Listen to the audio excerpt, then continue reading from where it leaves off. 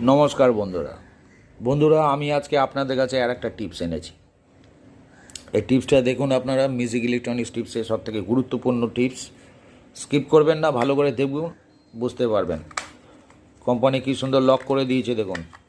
এত সুন্দর চশমার খবরও হয় না। ঠিক আছে, আমি কভার আউট করে দিলাম। এবার আমার কাছে আবার একটা আগেকার দিনের স্টিভ এসছে, বেশ পুরনো স্টিভ, খুব ভারী স্টিভ। এই স্টিভে দেখুন এই জ্বলে গেছে, আর এই সাইড এই দেখুন খুব চাপতে হচ্ছে, প্রেস হচ্ছে না।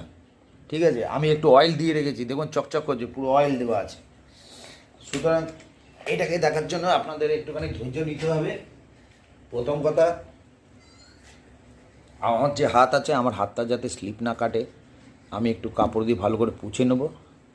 পুছে নিয়ে এবার আমি আপনাদের দেখাচ্ছি এটা রিপেয়ারের মেন কায়দা। এটাকে ভালো করে চেপে ধরুন। ঠিক আছে, এই জায়গাটায় এমনি করে প্লাস দিয়ে চেপে হালকা করে এটাকে ঘোরান। যেই এটা ঘুরে গেল, দেখুন এমনিভাবে ঘোরাতে ঘোরাতে ঘোরাতে ঘোরাতে ঘোরাতে ঘোরাতে এই দেখুন এটা চলে এলো আপনার হাতে। এই দেখুন এর ইনসাইড পোর্শন দেখেছেন। এবার এর ভেতরে আপনি একটা সরু কোনো জিনিস ঢুকিয়ে দিন, যেমন ধরুন এই রকম সরু দিয়ে এই জায়গাটার ভেতরে পুরো ময়লাগুলো ভালো করে পরিষ্কার করে নিন। দেখুন বন্ধুরা, এরপর এই দেখুন এইটার ভেতরটা ভালো করে পরিষ্কার করুন। এবার স্প্রিংটাকে বার করুন, এই স্প্রিং বার করে দিলাম। এর ভেতরে বন্ধুরা দেখুন একদম নিখুঁত জায়গাটা। ঠিক আছে, এখানে এই জায়গাটা দিয়ে সরু করে এখান থেকে একটুখানি ভালো করে অয়েল দিন। অয়েল দিয়ে ভালো করে এটা পরিষ্কার করুন।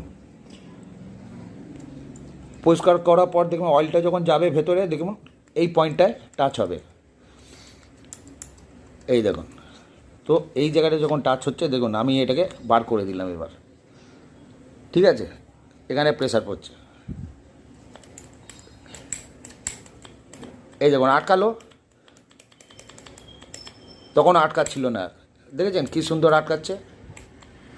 এই চাপ দিলাম, খুললো, এই দেখুন আটকে গেছে। ঠিক আছে, এবার আমি আপনাকে দেখিয়ে দিই এই স্প্রিংটা। মেন জিনিস হচ্ছে এই স্প্রিংটা কী করুন, আপনি এমনি করে হাতে ধরুন, একটুখানি এমনি করে খুব জোরে এমনি করে টেনে দিন। এই টানলাম, এই দেখুন লম্বা হয়ে গেছে। এবার এখানে কী করুন, এই ছেড়ে দিন, এই ঢুকে গেল, এই এটাকে ঢুকে